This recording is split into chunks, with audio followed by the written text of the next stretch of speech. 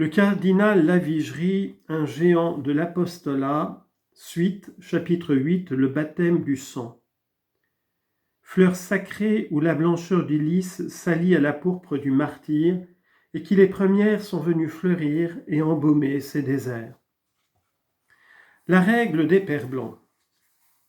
En 1868, la Société des Pères Blancs possédait 3 ou 4 membres. En 1871, elle traversait une crise qui semblait mortelle. En 1874, elle comptait plus de 100 pères et frères. C'était la réponse de la Providence à la confiance et à l'héroïsme du fondateur et de ses premiers fils. Mais ce développement même commandait la prudence. Il fallait établir les lois au moins essentielles de la société en rédigeant ses constitutions, et cette nécessité semblait d'autant plus pressante que la santé du fondateur paraissait plus gravement atteinte. Courbé sous le coup d'une grave maladie, disait-il plus tard, je me demandais avec angoisse si je ne serais pas arrêté tout d'un coup au milieu du dur sillon que je traçais sur la terre africaine, si les œuvres que j'avais vues naître n'allaient pas finir avec moi. Il souffrait d'un violent rhumatisme qui mettait sa vie en danger en menaçant le cœur et lui causait des douleurs intolérables en atteignant les centres nerveux. Il crut donc utile de donner sans plus tarder à sa société des constitutions qui seraient une charte fondamentale pour le présent et pour l'avenir. La lettre de promulgation de ces règles rappelle avec raison l'enthousiasme poussé habituellement jusqu'au désir du martyr qui avait fait tout quitter aux missionnaires pour venir en Afrique.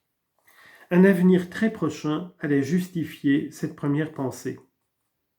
De toute façon, le martyr réservé à tous était celui du renoncement total, de la pauvreté jusqu'au dénuement, et le fondateur rappelait le mot d'un père de Kabylie, « Je manque de tout, et cependant, je n'échangerai pas mon sort contre celui d'un roi de la terre. »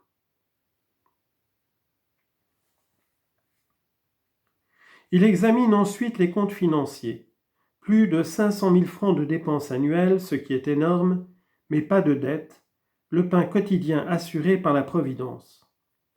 Il était réglé que les Pères Blancs seraient liés entre eux et agrégés à leur société par le serment de se consacrer à l'œuvre des missions d'Afrique selon les règles et sous l'obéissance due aux supérieurs.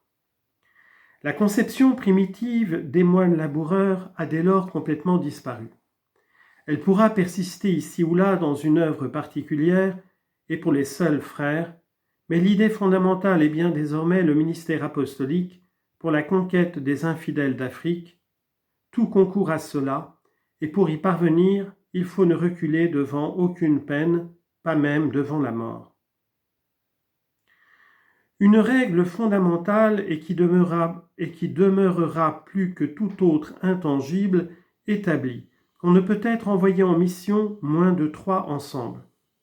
Les postes seront donc toujours composés au moins de 2 pères et 1 frère.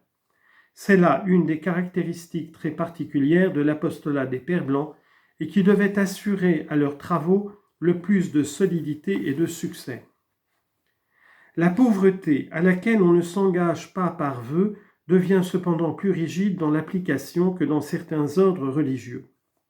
Logement, ameublement, vêtements, alimentation, coucher, tout est prévu dans le détail, et il faudra, en vivant de cette vie si rude, que les missionnaires soient heureux d'être traités mieux encore que Jésus-Christ ne l'a été, car c'est de la vie des plus pauvres Arabes qu'il a vécu.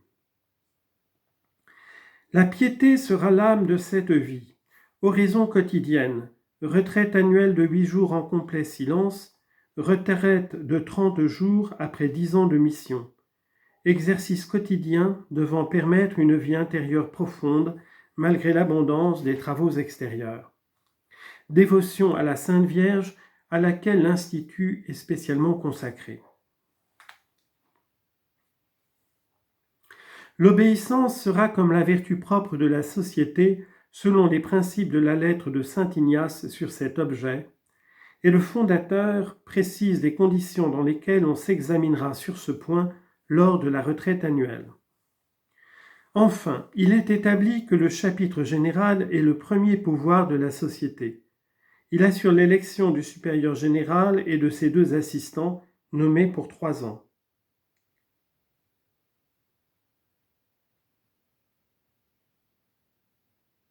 Certes, le père Terrasse avait été consulté pour cette rédaction, mais elle est bien de la main du maître.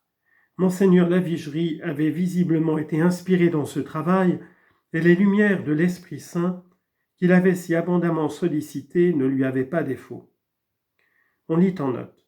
Dans la suite, le chapitre et les élections n'eurent plus lieu que tous les 6 ans, et les traditions aujourd'hui solidement établies ont permis, à la suite d'une décision capitulaire, de porter ce délai à 10 ans.